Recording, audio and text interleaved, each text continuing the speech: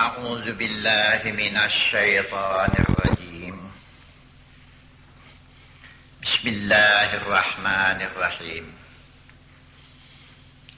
الحمد لله رب العالمين،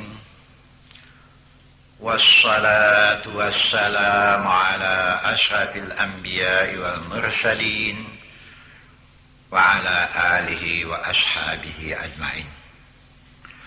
Amma ba'du. Assalamualaikum warahmatullahi wabarakatuh. Saya teruskan apa yang saya sampaikan tadi, bahwa di dalam surat Bani Israel dimulai dari ayat yang ke-78, 79, 80 ya. Jadi 3 ayat. 78, 79, 80. Ini mengenai sembahyang tahajud di samping sembahyang-sembahyang yang lain. Jadi bukan tahajud saja, tahajud baru ada kesannya yang baik kalau sembahyang yang 5 waktu itu dipelihara, kalau tidak, tidak juga. Itu yang dimaksud oleh ayat ini. Bunyinya begini: Aqimis salata liduluki syamsi ila ghasaqil laili wa Qur'anal fajri inna Qur'anal fajri kana mashhuda wa minal laili fatahajjad bih nafilatan laka asa ayyab'asaka rabbuka maqamam mahmuda wa qul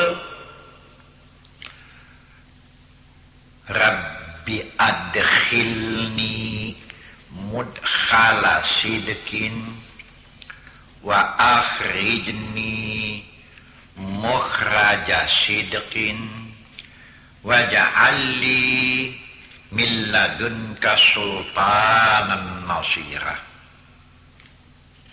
Nah, ini dari surat Bani Israel.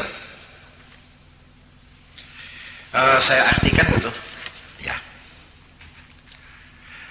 Aqimis salata liduluki syamsi. Hendaklah engkau dirikan sembahyang di waktu gelincir matahari sampai kelam malam, ila ghasaqil laili, sampai kelam malam.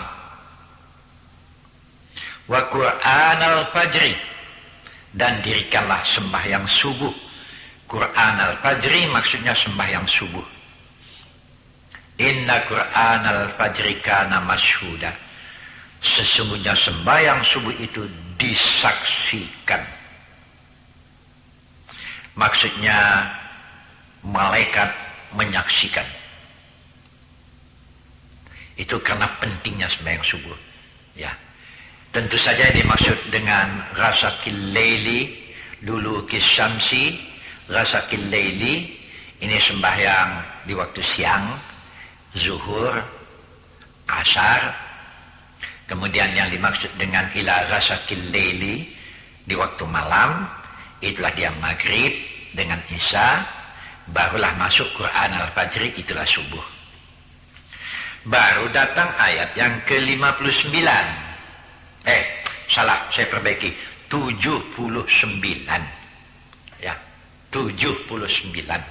Yang tadi 78. Wa minal laili fatahajjat bih nafilatan laka asa ayyab'asaka rabbuka maqamam mahmuda. Dan di sebahagian waktu malam.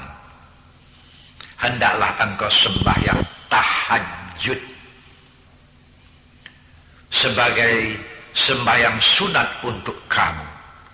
Dengan demikian nanti Tuhan kamu akan membangkitkan kamu ke satu tempat yang terpuji, yang terhormat. Allah naikkan derajatmu, ganjaranmu, kehormatanmu. Ya, memang banyak sekali pertanyaan yang timbul ya mengenai sembahyang tahajud ini. Sembahyang tahajudnya apa? Mesti tidur dulu baru sembahyang tahajud. Ada yang mengatakan begitu. Sebetulnya di Quran, di ayat ini hanya dikatakan waktu malam. Maksudnya waktu malam di sini bukan jauh di tengah malam tidur dulu. Di Quran tidak ada. Tapi saya juga dapat memahami. Kalau kita mau sembahyang tahajud itu 3:30 pagi atau pukul 3 pagi, jangan terlalu mengantuk, ya tidurlah dulu. Ini dapat. Tapi apakah sembahyang tahajud di tengah malam itu, Ustadz, mesti pukul 3:30 atau pukul 3 jauh di tengah malam, sepertiga malam terakhir? Oh, tidak mesti. Di dalam Quran hanya di waktu malam. Jadi walaupun tidak tidur dulu tidak soal. Habis nonton TV 11:30 barangkali ya, ambil uduk mau tidur, bantai sembahyang tahajud. Bacanya macam biasa saja ya. 2 rakaat 1 salam. Kalau bisa tambah 2 rakaat 1 salam. 2 rakaat 1 salam. 2 rakaat 1 salam. Kemudian tutup dengan witir. Bacaannya serupa saja. Macam sembahyang sunat-sunat biasa tuh. Baca ayatnya pun mana yang hafal saja. Tutup dengan witir. Ya. Witir 3 rakaat. Jadi mau 5 boleh. Tidur. Oh, tentram jiwa tuh ya. Rasa gelisah itu hilang. Kalau belum mau tidur, tambah dengan baca Quran. Syifa'ul lima fis sudur. Itu mententramkan jiwa itu ya. Obat hati. Tatma'innal qulub. Kan itu yang bahagia hidup di dunia. Bahagia bagaimana mau dicari di dunia ini lagi? Ya kaya cari juga lah. Pangkat cari juga lah. Nah, habis assalamualaikum apa doa. Ini dituntunkan oleh Allah. Ini dapat dilihat pada ayat yang ke-80. Berdoa ya, waqul, berdoalah. Ini doanya. Ibu-ibu, bapak-bapak yang selalu mendengar ceramah saya, doa ini tetap saya baca. Bukan saja waktu mau ceramah, tapi bahkan di rumah pun habis sembahyang mau tidur, doa ini jadi doa saya ini. Jadi doa kita semua lah. Rabbi adkhilni mudkhala sidqin wa akhrijni mukhraja sidqin waj'alni min ladunka sultanan nasira. Berdoalah, hai Tuhanku, masukkanlah aku dengan cara yang baik, dan keluarkanlah aku dengan cara yang baik, dan jadikanlah bagiku di sisimu satu keterangan yang menolong. Bisa juga diartikan sultan ini kekuatan. Bisa juga diartikan dengan kekuasaan.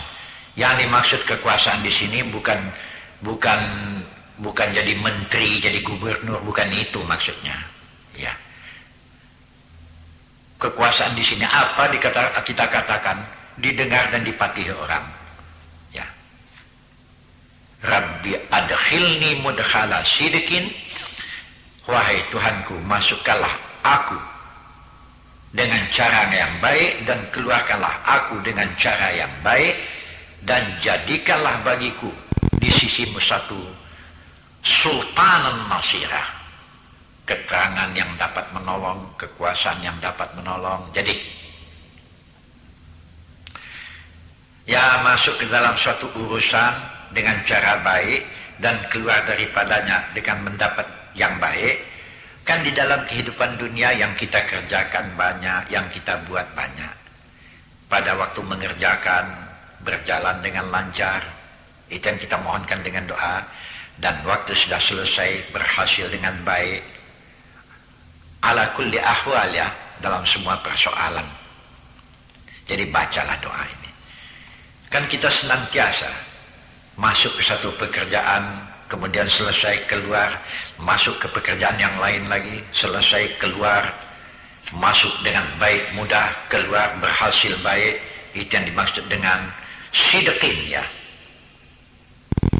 Nah, itulah di antara doa yang dilakukan, sudah melakukan sembahyang tahajud. Kemudian kalau bisa teruskanlah dengan membaca Quran yang isinya syifaun, merupakan penawar, ya. Ini di ayat 82 ini nanti, yang maksudnya wa nunazzilu minal Qur'ani ma huwa syifaun wa rahmah lil mu'minin wa la yaziduz zalimina illa khasara. Dan kami turunkan pula Quran, sesuatu yang bisa menjadi penawar dan rahmat. Nah, kembali kita kepada persoalan salat, ya, yang itu menjadi pokok pembicaraan kita, ya. Yang sembahyang tahajud ini itu hanya pelengkap. Kalau hati goyang apa sama sekali, yang dengan sembahyang 5 waktu tak juga tembus, tambahlah dengan sembahyang tahajud. Kita kembali kepada persoalan sembahyang yang wajib sajalah dulu. Ya, kita mauquta, ya, merupakan salat kewajiban yang harus kita lakukan pada waktu-waktu yang sudah ditentukan.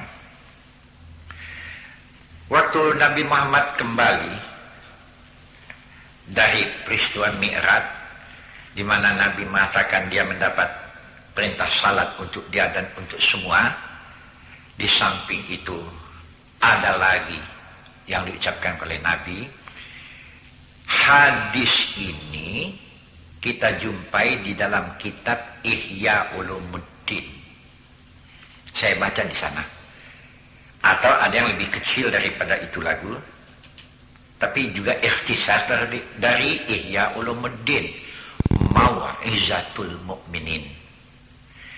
Di situ dikatakan as-salawatul khams kaffaratul lima bainahunna majtuni batil kabair.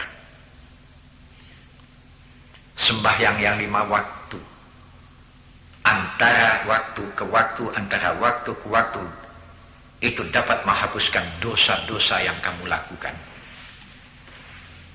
Itu dapat, itu di kitab Ihya Ulumuddin atau di dalam kitab Mau'izatul Mu'minin. Umpamanya sembahyang subuh kita tadi, sudah sembahyang subuh, terjunlah kita ke masyarakat dengan segala tugas. Tiba zuhur kita sembahyang. Dosa-dosa yang diperbuat antara subuh dengan zuhur otomatis mendapat keampunan dari Tuhan. Habis sembahyang zuhur, terjun lagi ke masyarakat. Tiba asar sembahyang, hapus semua dosa antara zuhur asar. Begitu asar maghrib, maghrib isya, isya subuh, hapus semua. Majtuni batil kabair, selama tidak merupakan dosa besar. Itu pun dosa besar kalau karena 3 sebab dilakukan dengan sembahyang saja, sudah otomatis mendapat keampunan. Ya, karena silap, karena lupa, karena terpaksa, itu otomatis. Kemudian ada satu lagi yang ingin saya sampaikan di sini, ya. Kan pernah kita semua mendengar Tapi ini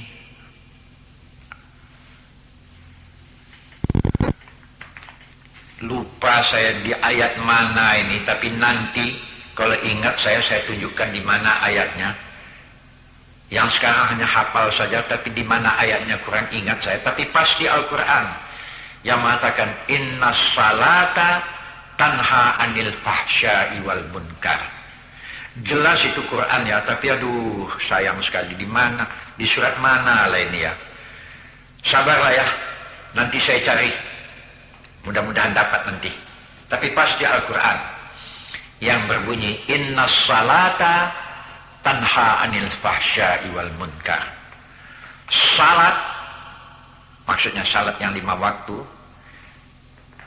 dapat ditambah lagi dengan salat-salat sunat tentu lebih hebat. Tanha anil fahsya'i wal munkar. Salat itu dapat mendinding, membenteng engkau dari segala yang fahsya dan dari segala hal-hal yang mungkar. Dapat membenteng, dapat memelihara. Waduh, saya punya pengalaman lah dalam soal ini ya. Ada 2 pengalaman yang besar sekali yang saya alami dengan as-salah tanha anil fahsya'i wal munkar ini.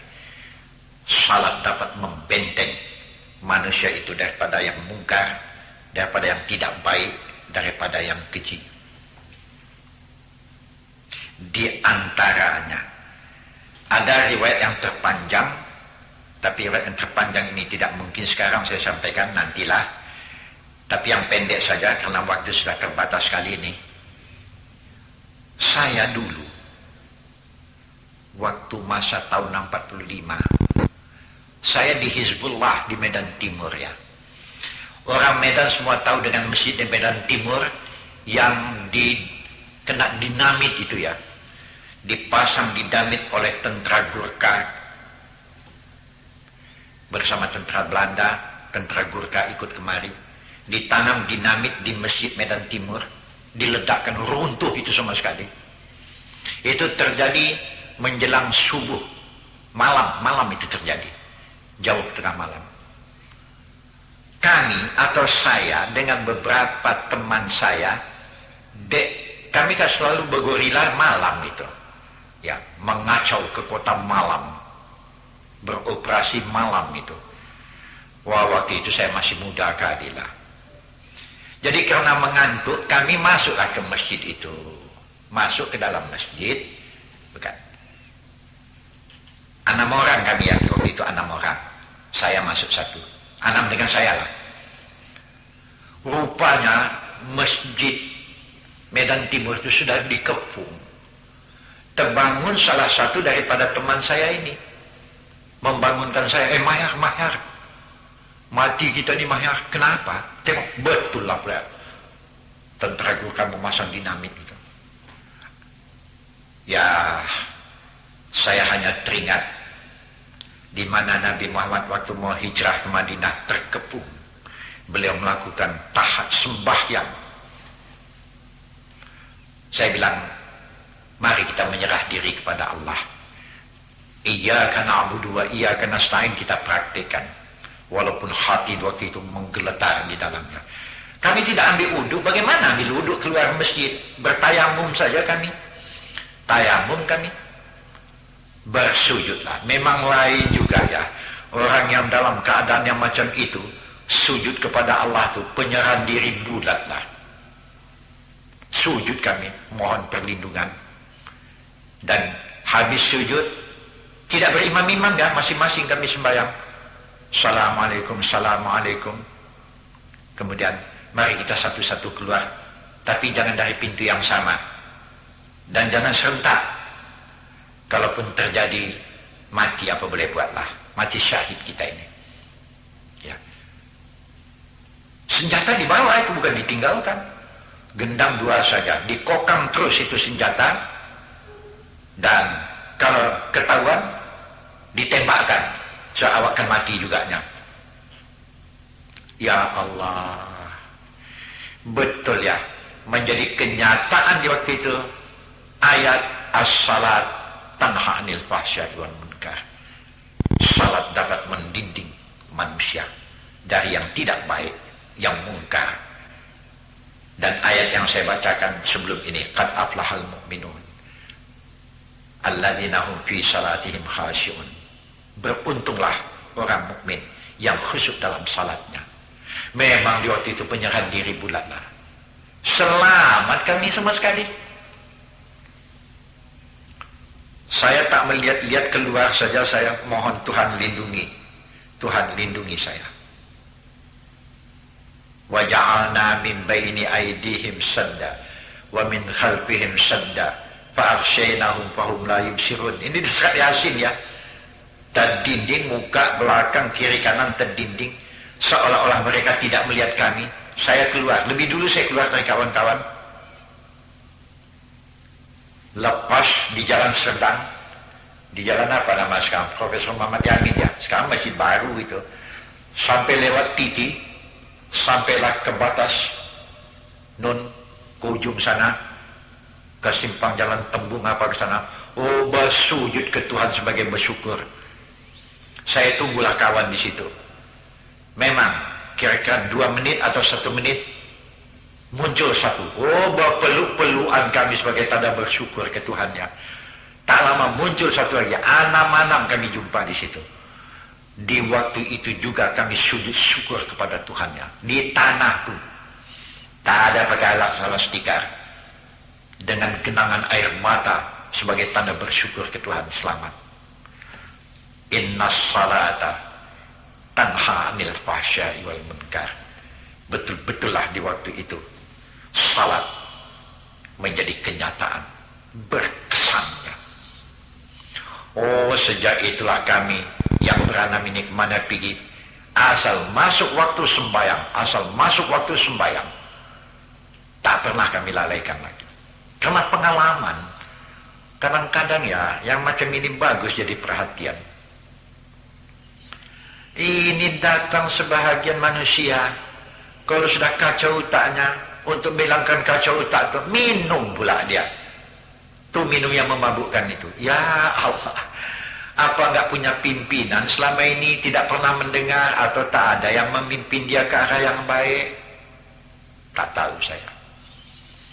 Asal sudah goncang otaknya sedikit, agak kalut hatinya sedikit, beli bir, minum sejadi-jadinya. Oyong-oyong, mabuk-mabuk, merepet tak tentu.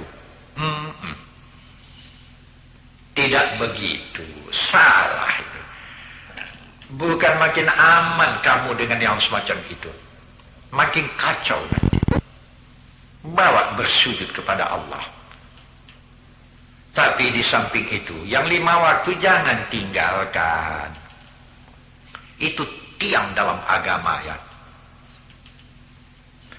Orang jelas di buku Syafi'i kita jumpa ini. Coba baca buku Syafi'i, buku Imam Syafi'i Al-Um.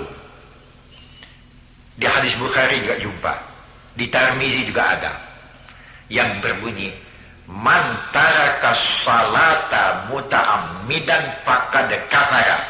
Wah, ini mulai tajam nih ya. Man taraka salata, siapa yang memang sengaja meninggalkan sembahyang, muta'ammidan ya, sengaja tidak mau sembahyang. Man taraka salata muta'ammidan sengaja tidak mau sembahyang, faqad kafara. Kafara kafir, tambah dengan kalimat qad. Ini bagi orang-orang yang sudah sekolah sanawi, sudah belajar ilmu syarab, ilmu nahu. Qad ini litahqiq ya. Kata-kata pasti, menguatkan. Kalau ada kalimat qad, kemudian ada kalimat entah apa-apa di belakang macam qad aflahal mu'minun. Ada qad, pasti. Kata-kata pasti, sesungguhnya. Penguat ya. Man taraka salata faqad, pakai qad ya. Siapa yang sengaja meninggalkan salat, tidak mau salat, faqad kafara, maka maka sesungguhnya lah orang ini kafir. Ya Allah, apa kabar kalau dia mati nanti ini? Oh, saya ada yang mendebat, tapi yang mendebat ahli ilmu lah. Ustaz, apa satu hadis dianggap dia sahih atau tidak? Kan tidak bersandar kepada tukang riwayat saja, dan tidak bersandar kepada Bukhari saja. Kan banyak lagi yang lain. Iya, kata saya. Dan yang pasti, satu hadis walaupun siapa meriwayatkannya, tapi mempunyai sandaran kepada Al-Quran, itulah yang dapat pasti dijadikan pegangan. Betul. Jadi ini kata-kata Ustadz orang yang meninggalkan salat ini kafir ini ada sandarannya kepada Al-Quran. Wah, perbaikilah bahasa itu. Ini bukan kata Ustadz, ini hadis Nabi ini. Iyalah katanya. Ada sandarannya Quran? Ada, kata saya. Kenapa tidak ada? Kalau tidak ada sandarannya kepada Al-Quran, saya tidak berani menyampaikan begitu tegas. Itu pun yang saya sampaikan, ini hadis Nabi ini. Apalagi sudah punya sandaran kepada Al-Quran. Apa yang tak hebat? Sebelum saya sampaikan mengenai hukum kafir orang yang tidak salat, saya pikir saya dahululah. Semua kita barangkali membacanya ini ya. Coba nanti baca. Allah, tuh di surat Alif Lam Mim tuh.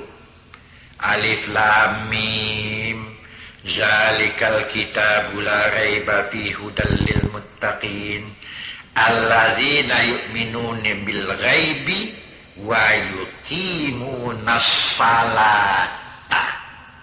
Satu alasannya, zalikal kitabu, Alkitab sini Al-Quran. Ini di surat Al-Baqarah nih, sesudah surat Fatihah, itulah dia. Alif Lam Mim zalikal kitabu. Satu lembar saja buka halaman pertama pun. Itu Alkitab la raiba fi. Jangan ragu-ragu, jangan bimbang. Bahasa isinya kalau dipatuhi adalah sebagai pimpinan dan petunjuk bagi orang yang muttaqin. Siapa itu orangnya?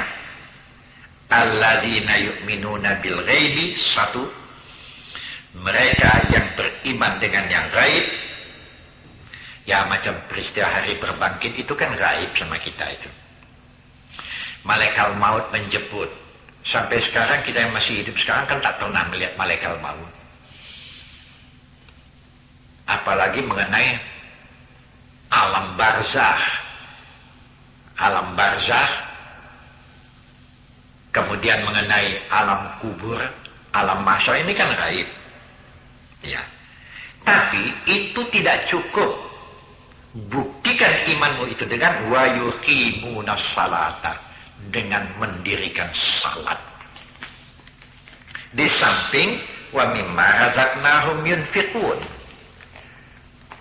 Kalau ada rezeki yang diberikan Tuhan kepada kamu, sebahagian infakkan. Jadi jelas di sini, betulkah kamu percaya kepada Allah dengan yang gaib? Iya, buktikan ini. Buktinya apa? Wa yuqimunas shalah. Dirikan salat. Kalau tidak salat bagaimana? Oh, nanti akan saya bacakan pada waktu yang lain bagaimana akibat orang yang tidak salat.